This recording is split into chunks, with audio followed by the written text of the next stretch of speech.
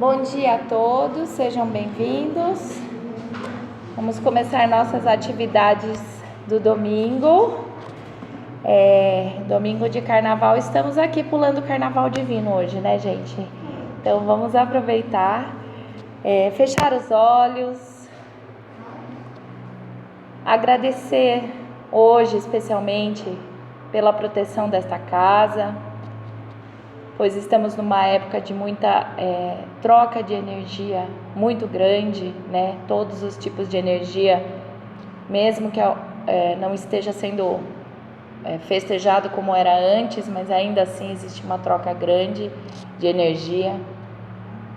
Então agradecemos aos mentores por estarem preservando esse ambiente da melhor forma possível, pelas portas estarem abertas no dia de hoje para a gente poder ouvir um estudo esclarecedor, acalmar o coração, equilibrar as energias, que esse sentimento de equilíbrio permaneça durante a semana, nos mantenha atentos, esclarecidos, e que o Senhor continue emanando sobre nós a sua energia divina, de amor, de luz, principalmente a amiga Cris, que vai fazer a explanação no dia de hoje. Graças a Deus.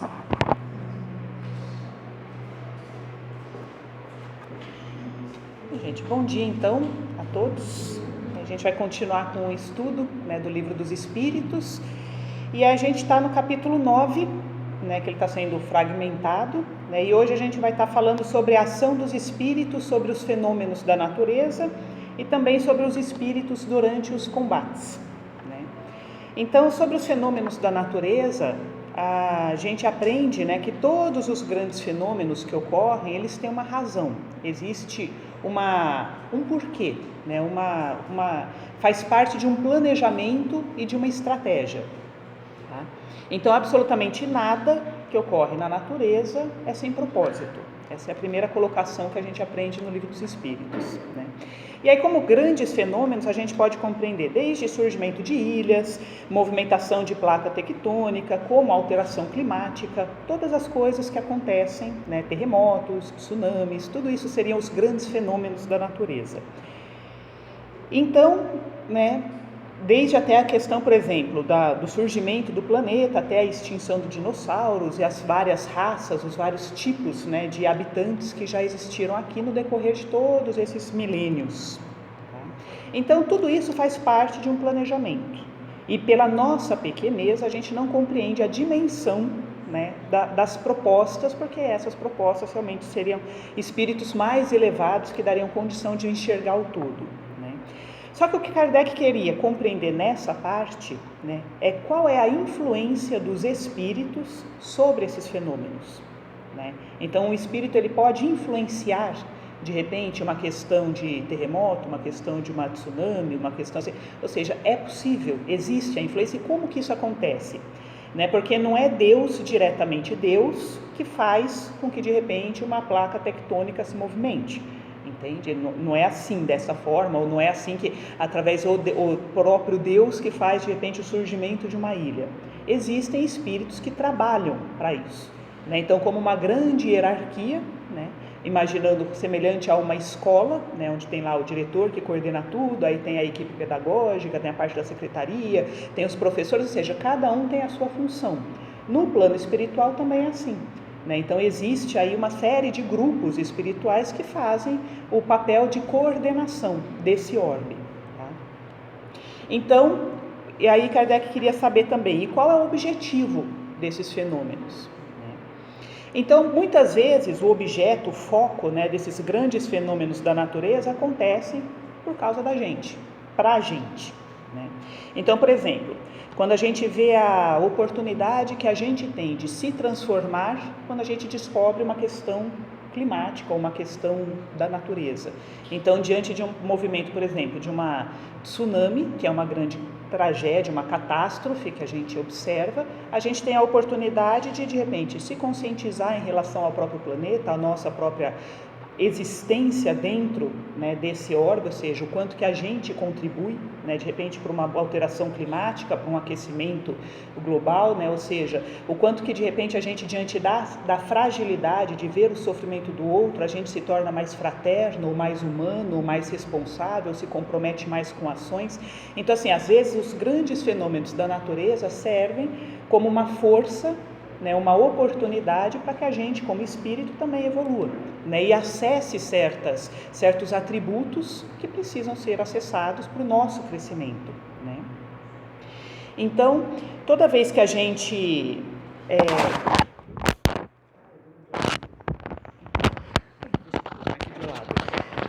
Então, toda vez que a gente vê uma notícia, né, de aquecimento, a gente compreende também, né, que também, de certa forma, isso faz parte de alterações conforme as eras. Então, de tempos em tempos, existe uma modificação na própria estrutura do planeta, né? Então, essas alterações, de acordo com os espíritos, elas fazem parte para restabelecer o equilíbrio e a harmonia do próprio orbe, né? Então, ele precisa, de tempos em tempos, se transformar, se regenerar, também num processo evolutivo, né? Então, nós somos capazes de alterar, né, a exposição dos raios ultravioletas quando a gente altera a camada de ozônio. É aí que a gente vê que existe uma ligação de parceria. Então, dependendo do quanto eu poluo, né, um ambiente, essa minha poluição também pode acelerar um processo de transformação, né, climática que iria acontecer talvez num ritmo mais lento, mas pela minha participação eu intensifico isso, né? Então, os espíritos, eles dizem que o orbe, ele se transforma o tempo todo, né? Porque tudo que está na natureza, tudo que existe em todo o universo evolui, né? Não é só a gente que evolui. Então, o próprio orbe, ele também evolui, ele também se transforma, nosso sistema solar também evolui, também se transforma. Porém, a gente tem uma participação ativa nesse processo, a gente pode intensificar, acelerar esse processo ou atrapalhar, dependendo da nossa condição, né? Então, é sob esse ponto de vista que a gente percebe que os objetos, né, do fenômeno da natureza pode ser um freio para a gente, né, uma oportunidade de despertar, um chacoalhar na gente espírito para que a gente se amadureça um pouquinho mais e se responsabilize também, se comprometa também com o ambiente onde a gente vive, né? Então, a questão é, como eles dizem, né, como diz o Livro dos Espíritos, que tudo, absolutamente tudo, ocorre dentro de significados e de uma utilidade que muitas vezes a nossa compreensão não consegue acompanhar. Então, se o objetivo nosso é uma evolução, se o nosso objetivo é se transformar, toda a natureza ela oferece meios e recursos para que isso aconteça também. Então, desde os grandes fenômenos da natureza, como a gente lida com isso, né? E o quanto que a gente se conscientiza do como a gente influencia nos fenômenos da natureza. Então, existem os dois caminhos para o nosso crescimento, para a nossa evolução, né? Só que Kardec, ele queria aprofundar mais, né? Ele queria saber se era possível que pudesse existir ações espirituais que influenciassem esses fenômenos, né? Então, ele questiona, poderia o espírito exercer algum tipo de influência, agitando, acalmando ou dirigindo esses elementos naturais? E aí os espíritos dizem, sim, é possível, né? Aí a resposta literal foi, existem agentes devotados em todos os graus de escalas do mundo, né? E essa é uma resposta muito interessante, né? Então, existem agentes devotados em todos os graus de escalas do mundo. Então, eles são devotados, não quer dizer que todos são bons. É aí que começam aí as diferenças, né? Em todos os graus de escalas do mundo, né? Então, no primeiro momento, aí Kardec ele cita, né, ele resgata aquela questão da mitologia. Aí ele falava, lembra que existiam tinha o deus do raio, o deus do vento, o deus da natureza, o deus que cuidava do clima, ou seja, tinha deus para tudo. Aí os espíritos falam, não é por aí, não é um deus, não é um ser que cuida disso, né? A coisa é mais complexa, né? E aí, então, a gente entende que a mitologia, nesse sentido, ela foi um primeiro ponto para tentar explicar algo que naquela época eles não tinham muita compreensão, né? Então, assim, dentro dos parâmetros, dos contextos que eles carregavam, aquilo era o que eles tinham como explicar. Então, existia lá, né, o Thor, o deus do trovão, né, que é o que está na moda ultimamente, né, ou seja, que era o responsável pelos raios e pelas tempestades e tudo mais. Assim, eles estavam tentando encontrar uma explicação para aquilo. Claro que eu estou tirando toda a parte simbólica que existe nos mitos, né? Estou falando só da parte prática ali. Mas, pelo Espiritismo, a gente enxerga, né, que não é bem assim, né? Ninguém tem o poder dessas coisas, né? Então ele diz que é um pouco diferente. Ele fala o seguinte, que um dia, né, existem elementos, a resposta nos Espíritos, no Livro dos Espíritos diz o seguinte, que Kardec questiona, os seres, né, essa vida que pode influenciar, eles são espíritos como a gente, ou são espíritos que já passaram por essa situação, ou são uma outra coisa, né? Isso que Kardec está querendo dizer nessa pergunta que ele faz para os espíritos, né?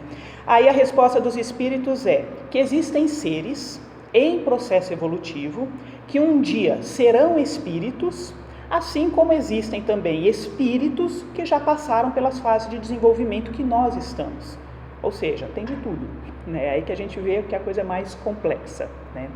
Então existem seres, entre aspas, inferiores, menores, né, a nós, que já alcançamos um grau de espírito, né, e que eles influenciam esses fenômenos da natureza, né? Então, assim, a gente encontra, né, no restante, né, da bibliografia que existem, por exemplo, os elementais, que seriam seres em transição. Eles não são espíritos ainda, mas eles também não são mais animais. Então, existe uma classe intermediária que trabalha com essas energias, com esses fenômenos da natureza, né? E aí eu não estou falando de duendes e gnomos, tá, gente? Ou seja, então, assim, deixando bem claro que é uma outra coisa, né? Enfim, e aí eles falam, né? Então os espíritos dizem que esses seres, eles têm uma influência na natureza e eles têm um propósito, né? E aí a gente começa a perceber, né, o quanto que, quando a gente pega aquela fala, né, de Jesus, que ele diz, vós sois deuses, né, a gente começa a entender o quanto que a gente influencia esses seres, né? Então, por exemplo, quando a gente tem um bichinho de estimação, o nosso comportamento, pela nossa postura diante do bichinho de estimação, a gente está passando informações, eles estão aprendendo com a gente, eles estão registrando as pequenas impressões de afeto, de cuidado, de respeito, de brincadeira, de carinho, né?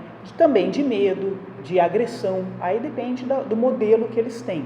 Mas eles, em contato com a gente, eles vão apreendendo, e a gente percebe que o animal, ele aprende, né? E às vezes a gente consegue se comunicar de uma certa forma, a gente entende o que ele está querendo. Então existe uma espécie ainda rudimentar de uma comunicação, né? Não verbal, mas existe. Então, assim, a gente percebe que para esses serzinhos nós somos modelos. Então, nesse sentido, nós somos deuses. Só que a gente esquece que a gente não é só matéria, né? A gente é espírito, né? Então, às vezes até mais para frente eu vou estar falando um pouquinho disso, mas assim, como espíritos, existem outras classes espirituais que também têm contato com a gente. Não com a gente físico, mas com a gente num sentido vibratório.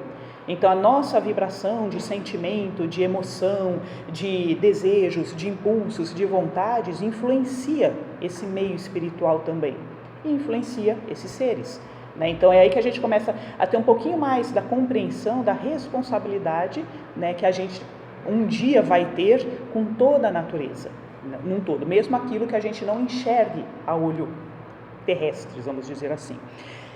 E aí, então, né, os espíritos falam, né, que todo tipo de influência, então, serve a um propósito divino. Esses seres, eles servem a um propósito divino. E a gente entende, então, a fala de Jesus, que não cai uma folha de árvore sem a permissão de Deus, né? A gente começa a entender um pouquinho mais sobre isso. E aí cabe uma colocação muito importante, né? Então, o espírito, ele pode ser superior a nós no quesito intelectual. Existem espíritos que são profundamente inteligentes. Mas não significa que eles também, moralmente, também sejam profundamente desenvolvidos. Então, existem uma variedade gigantesca de espíritos que habitam esse planeta, né? Então, existem espíritos que são muito inteligentes a ponto de manipular a natureza para causar algum tumulto, alguma dificuldade, alguma coisa nesse sentido. Como existem espíritos que são profundamente inteligentes e moralmente evoluídos, que também organizam e harmonizam, cuidando da gente, né?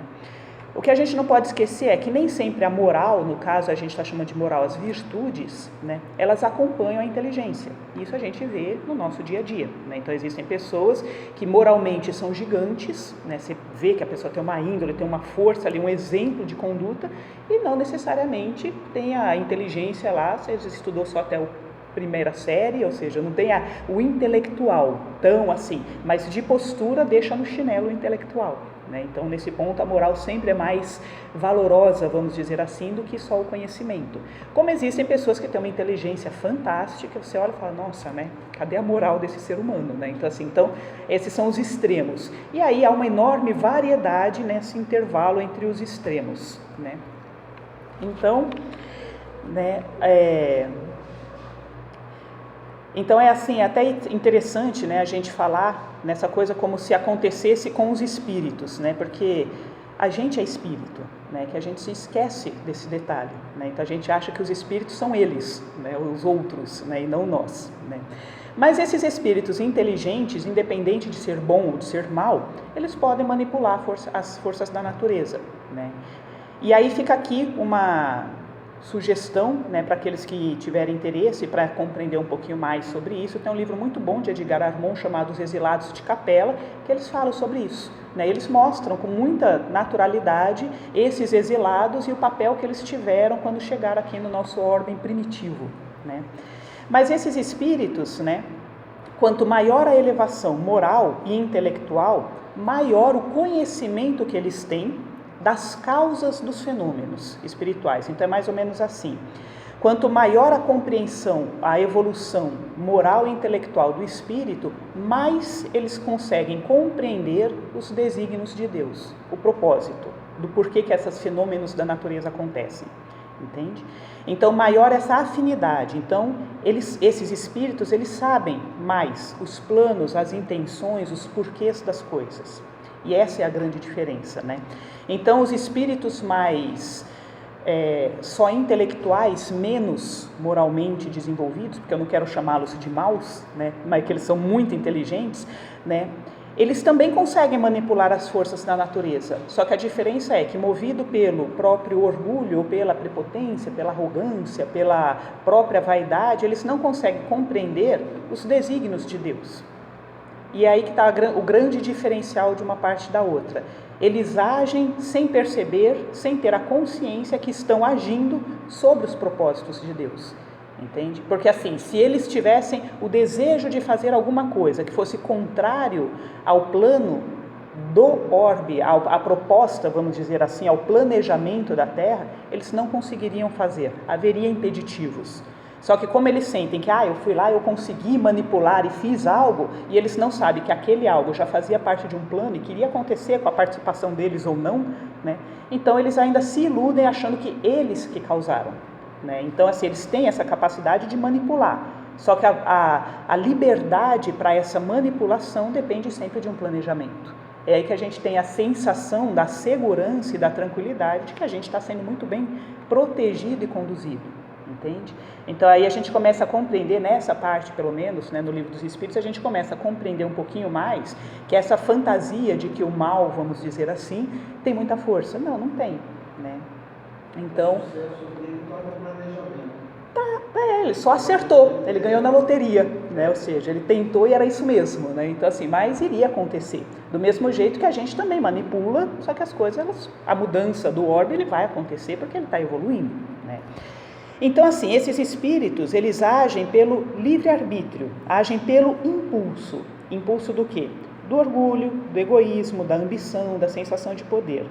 Mas eles estão sendo úteis, muito úteis ao conjunto, porque tudo serve, que é o que está escrito lá no Livro dos Espíritos. Tudo se encadeia na natureza, tudo segue a lei de harmonia e do progresso. Tudo. Né? E aí um exemplo, né? que eu estava falando antes. Quando a gente vê uma catástrofe natural, vamos supor que até tenha sido movimentada, como falaram no tempo lá da tsunami da Indonésia, né, que houve a participação, né, muitas pessoas falaram dessa questão de participações de espíritos trevosos nesse movimento e tal, mas também desenvolveu a solidariedade, a fraternidade, um senso de responsabilidade, de compromisso, né, entre a gente com essas pessoas que sofreram tudo aquilo. Então foi um mal que acabou desencadeando um bem. Eu me lembrei da fala ontem da Lucilena, quando ela cita o texto de Machado de Assis, né, que uma pena que eu não busquei o texto para estar falando aqui, mas Machado de Assis ele escreve um texto que um dia o diabo ele constrói a igreja, né, ele faz um acordo com Deus porque ele queria mostrar para Deus que a natureza humana ela era falha. E aí então Deus fala, tudo bem, você quer construir uma igreja? Pode construir, vai lá, né? E aí ele construiu, e aí estava aquela bagunça, tudo era permitido, não existia... Aí de repente o diabo percebeu que tinha as escondidas, um ia lá e fazia uma caridade, o outro ia lá, ajudava outra pessoa, o outro ia lá, socorria ou era bondoso, e aí ele se sentiu traído, né? Ele falou assim, como assim? Aí Deus fala, então, essa é a natureza humana, né? Ou seja, então, mas a gente tem isso dentro da gente de uma maneira natural que vai despertar um dia, né? E aí cada vez então que o espírito ele age dentro da ideia do mal, ele não tem consciência e está a serviço da evolução humana, né? Porque ele funciona como uma mola propulsora de amadurecimento para aqueles que estão acordando. Aí eu me lembrei que Chico Xavier ele falava isso, né? Uma vez procuraram ele, né? Porque uma pessoa estava falando que estava sofrendo muito, porque tinha um obsessor com ela, ela estava sofrendo muito, né? Aí Chico, sempre muito amoroso, né? Muito carinhoso, ele fala para a pessoa, fala assim, nossa, que bom, né, que você tem um obsessor. Agradece a Deus, né, por você ter um obsessor, né? Porque assim, esse espírito ele está te ajudando a mudar, né? Ou seja, você está aqui procurando ajuda, você está orando, você está revendo seu comportamento. Então assim, graças a ele, né, ele não percebeu, mas ele funciona, está agindo a serviço do bem. É que a gente acha que não, porque causa sofrimento, causa um incômodo, né? Então assim, essa era a visão de Chico, né? E a gente precisa começar a ter essa noção também das coisas que acontecem ao nosso redor, né? Então, eu sei que esse tema ele é um pouco confuso a respeito, né? Porque ele é complexo, essa questão dos fenômenos. E aí, de novo, a gente ressalta sempre, se alguém tiver alguma dúvida, quiser tirar alguma... ficou confuso, quer conversar, tem vários trabalhadores aqui, né? Várias pessoas que poderiam estar ajudando a esclarecer melhor, né? E aí fica a proposta, então, tanto do livro A Gênese, né, de Allan Kardec, que ele fala de toda essa origem, né, toda a formação dos mundos e tudo mais, né, como o livro Os Exilados de Capela, que é muito interessante, né, porque assim, os Exilados de Capela, a gente percebe que o universo ele é grande demais, né, existe aí muitos orbes, né, e existem uma série de espíritos que habitam todo esse universo e que é natural essa mudança de orbes, né? E às vezes as pessoas que mudam, normalmente elas têm um conhecimento que é um pouco diferente ou mais avançado, vamos dizer assim, de onde eles chegaram, para onde eles foram mandados. É que nem mais ou menos uma escola, né? A gente passa por várias salas de aula. Então assim, a gente tem várias turmas, às vezes você está lá no primeiro ano do primeiro A, aí você vai no outro ano, você vai para o segundo B, aí depois você vai para o terceiro C, ou seja, você muda de turma, você muda de sala, muda de grupo, muda de professores, ou seja, a mudança para o espírito é assim também. Então assim, muitos espíritos vêm para a Terra, né, e muitos saem da Terra. Então assim, é um local como uma sala de aula numa grande escola que seria o universo, pelo menos é a visão que nós espíritas temos disso tudo, tá? Então fica a sugestão, Os Exilados de Capela, de Edgar Armon, e A Gênese, de Allan Kardec, para complementar isso. Mas essa parte também, desse capítulo 9, né, ele vai falar sobre os espíritos durante os combates, né? E aí Kardec, então, ele começa a questionar sobre a influência dos espíritos nos combates, nas guerras, né? E aí eu fiz, então, uma síntese dessas perguntas e respostas, né? Que, por sinal, não falei, das questões 536 a 548. De hoje, tá? Então assim, em toda batalha existem espíritos que são afins, cada qual de um lado da batalha. Então, por exemplo, quando a gente pegava lá e via história, né, os ingleses versus os franceses, tinha os espíritos afins da França e os espíritos afins da Inglaterra. Então, assim, cada um pega, é natural que existam espíritos afins àquela ideologia de guerra, tá? Esses espíritos que tomam partido, né, nem sempre eles estão em busca de justiça, né? Muitas vezes eles estão lá a favor de uma discórdia, de uma balbúrdia, né? De uma destruição mesmo, né? Ou seja, querem tumultuar porque eles são afins, eles gostam, né?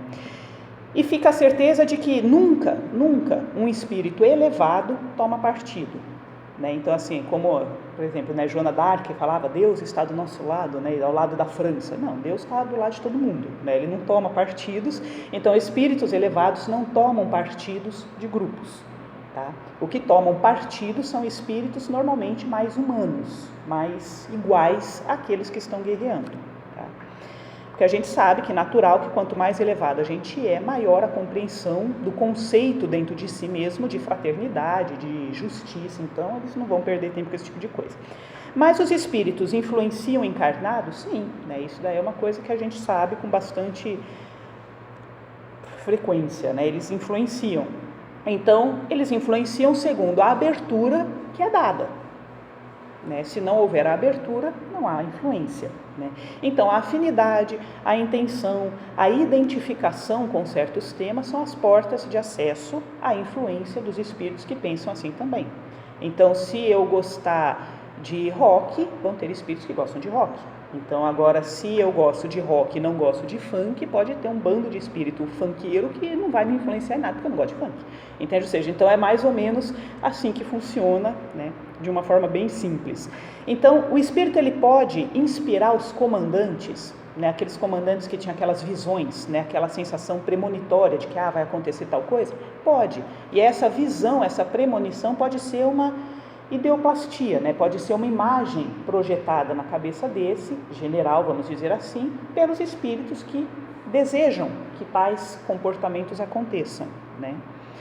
Então, assim, o encarnado ele fala, eu tive uma intuição, né? Eu tive um sonho premonitório, né? Nem sempre o sonho premonitório é uma premonição mesmo, a grande maioria das vezes é só uma imagem passada. Porque às vezes esses espíritos, eles estão dominados e fascinados por espíritos que desejam realmente o mal, né? ou a bagunça, ou a guerra, né? Muitas vezes um espírito que morre em combate, ele não tem consciência do seu desencarne, porque foi muito abrupto, né? E aí ele continua lutando no combate. Isso é uma coisa que a gente vê muito em mediúnica, né? Nossa, mas muitos casos, né? De espíritos que estavam lá falando, né? Eu tô escondido, eu tô aqui, né? Atrás, esperando, né? Eles estão chegando, eu estou ouvindo os passos, né? E aí você fala, poxa, né? Há quanto tempo essa guerra já acabou e o espírito ainda está preso a isso tudo, né?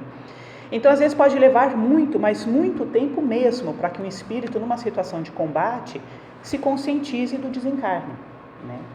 E quando isso acontece, normalmente eles percebem que aquela luta já não faz mais sentido. Então, naturalmente, eles se afastam. Do tipo, não quero mais isso, né? Porque realmente eles identificam a necessidade de outras coisas, né? E aquela luta, aquela guerra era aqui da matéria, né? Não se perpetua para o plano espiritual, né? Muitas vezes, após o desencarne em combate, né, o espírito, num primeiro momento, ele pode até enxergar o outro espírito inimigo, do outro turma, né, de guerra. Mas essa ideia, ela se esvai, essa animosidade, ela perde força quando ele começa a entender que ele é um espírito. Então, ele meio que, eu não tenho raiva daquele indivíduo. Isso já aconteceu várias vezes também em mediúnica, já aconteceu, eu lembro de uma situação que o espírito, ele falava, né, eu não tenho raiva daquele soldado. Né? Eu estou aqui porque eu estou seguindo ordem, eu estou aqui porque eu estava numa proposta, né? Ou seja, eu estou defendendo o meu país, mas eu não sei quem é aquela pessoa, não é pessoal, né? E aí a gente vê que realmente como falta bom senso, né? Nessa questão de guerra, né? Ou seja, quem está lá é todo um bando de meninos que nem tem direito porque está lá, né? Então, assim, então não é uma coisa pessoal, né? Então, quando o espírito ele percebe que aquilo já acabou, normalmente ele entra em contato naturalmente com esse tipo de sensação. É como se o espírito ele fosse mais, ele não tem essa coisa densa da matéria, né? Então ele fica mais suscetível a entrar em contato com a própria essência espiritual. Então ele enxerga, né? A gente vê muito isso na mediúnica, que ele enxerga a realidade de uma perspectiva totalmente diferente, entende?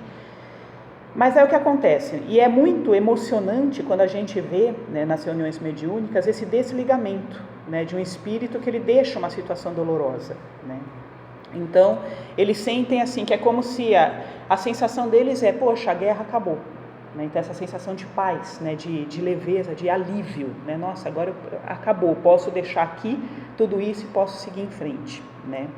Então, porque esses espíritos que desencarnam na situação de guerra, eles não têm uma consciência da realidade. Então é como se parte da mente dele, da memória deles, cristalizasse aquela questão do tempo e do espaço. Naquele local e naquele tempo ele fica aficionado naquilo, né?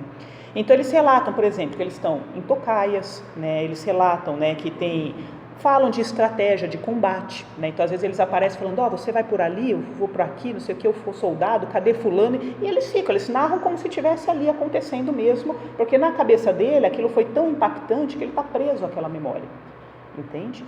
E aí eles ouvem sons de tiros, de canhão, de zumbido, então eles falam, baixa, olha a bomba, não sei o que, aquelas coisas todas, né?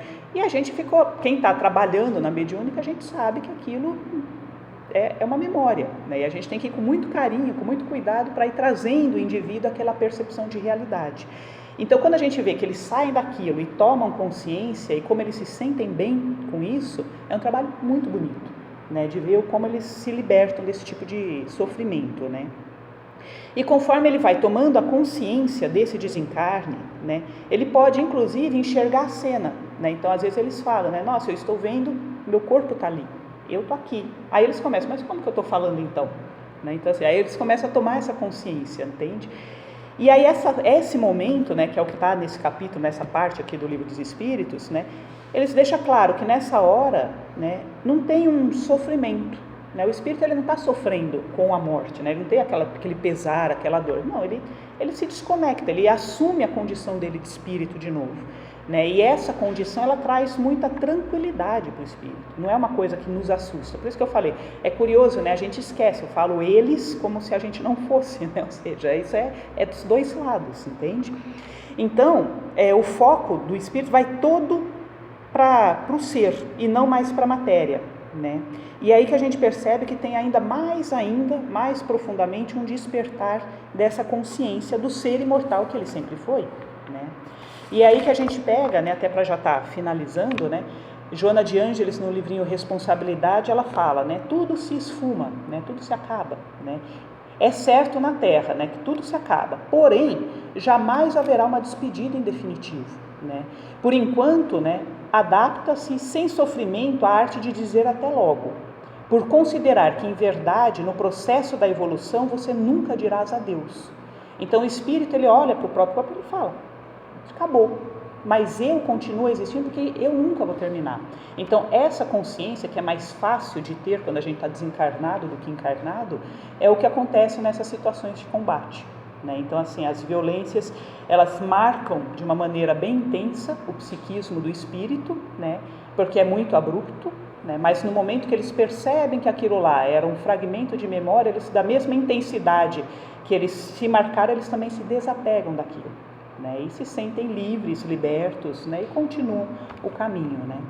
Então, isso é o que a gente ia falar sobre hoje. No domingo que vem, acredito que esse capítulo ele termine, né? É um tema bem interessante, né? Porque vai falar sobre pactos, poder oculto, talismãs, feiticeiros e sobre as bênçãos e as maldições. Olha aqui, que capítulo, né? E aí encerra o capítulo 9, né? Então, assim, e qualquer dúvida, gente, por favor, fiquem à vontade para estar perguntando, conversando, tá bom? Aí liga a música de novo, né? A gente vem só de vez em quando, aí esquece. Então, vamos fechando nossos olhos, agradecendo a Deus por essa existência, agradecendo pela nossa saúde física e mental, pela família, pelos amigos, pelo nosso anjo da guarda, esse mentor amigo que nos acompanha e nos orienta sempre. A gente te agradece, Deus, por essa realidade, pelos encontros que temos com outros irmãos de jornada. E queremos, Pai, te pedir que nesse momento todas as formas de vida possam sentir a Tua presença pulsando no coração, que a gente possa se conectar com um senso de justiça, de fraternidade, de paz, que a gente possa manter acesa essas virtudes no nosso pensamento, no nosso sentimento, nos nossos comportamentos, para que a gente não se desconecte de Ti em nenhum momento da nossa existência. Esteja conosco, hoje e sempre, e que a gente mantenha aceso também o Evangelho de Jesus no nosso íntimo, como essa estrela guia, certeira, segura, para se seguir. Que assim seja. Graças a Deus.